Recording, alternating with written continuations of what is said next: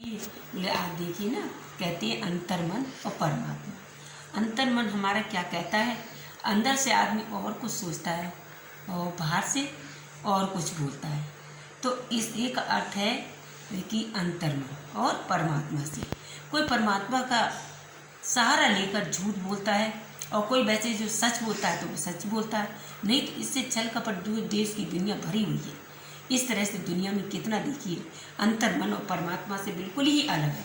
कोई समझता ही नहीं है कि हम भगवान के प्रति खिलाफ बोल रहे हैं या झूठ बोल रहे हैं, तो मन में उसे गलानी होती नहीं है। उसे मन में यही लगता नहीं हम झूठ बोल रहे हैं कि अंतर्मन में हमारे अंतरात्मा क्या कह रही है, जो मानवता की दृष्टि से वो सोचते नहीं कभी। तो कहते हैं ना, दूध में घी है किंतु दिखता ही नहीं है। जैसे कि उसे पथ पर चलना पड़ता है, निकलता है, मंथन से उसे दूध में घी निकालते हैं। इस तरह से लकड़ी में अग्नि का वास है और जल में वायु का वास है। ये इन्हें अलग अलग करके भी देखा जा सकता है। तो इसी तरह में यहाँ में इन सब में परमात्मा दिखते हैं, क्योंकि अगर ये सब नहीं है तो हमारा जीवन बेकार है। इसलिए हमारे ये जीवन 5 तत्वों से बना हुआ है, जल वायु नीर अग्नि पवन आग। तो जिसे देखने की दृष्टि चाहिए अच्छी। जैसे परमात्मा में अंतर है,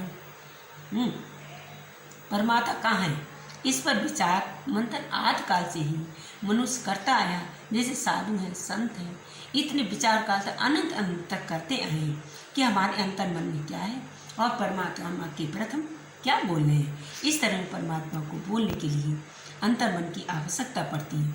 उसे बाहर बोलने के लिए पूर्व पहले हम भीतर में हमें खोजना पड़ता है कि हमारे अंतरात्मा मन में परमात्मा है या नहीं है। शांति से हम बैठकर अपने मन में परमात्मा को झांकें, इसे ही हम कहते हैं अंतर्मन। अंतर्मन कहते हैं कि अंदर का जो हमारा मन है वो परमात्मा में लीन है, अंदर ही हमारे परमात्मा बैठे हुए हैं।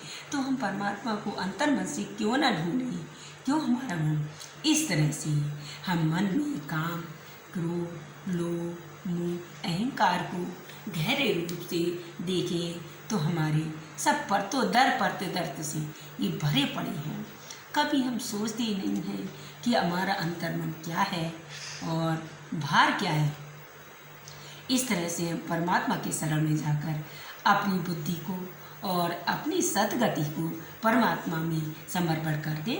इस तरह से हमारा जीवन जो है अंतर्मन परमात्मा की कृपा से अपने सुविचारों से समर्पित करें और सुविचार भरकर दूसरों की दुनिया को अपनी दृष्टि से देखें। इस तरह से हमारी अंतरात्मा की दृष्टि जो है चक्षु जिसे बोलते आँखें, उनको देखें। कभी भी बुरी दृष्टि से मनुष्य इंसान स्त्री या भाई बहन को नहीं देखे है। हमारा मन बड़ा विचित्र है, जाने कहाँ कहाँ भागता रहता है, अंतर्मन में न रहता न बाहर रहता है। इस तरह से तरह तरह के क्रियाकलाप करता रहता है, जैसे झूठ है, चोरी है, बात बात पर बोलते यहाँ खड़े तो कहते वहाँ खड़े।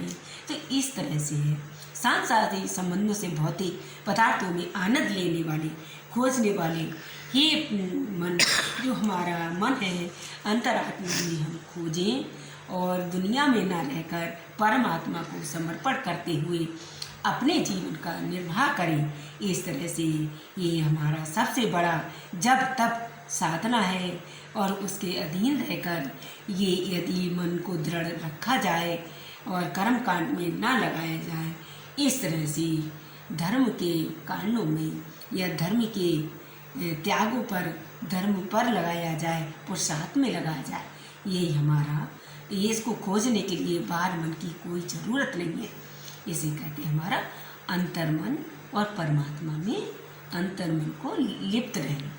यही हमारा, अगर आप पाएँ और सत्संग लाइक करते हैं तो कृपया सब्सक्राइब कीजिए और क्लिक कीजिए। नमस्कार।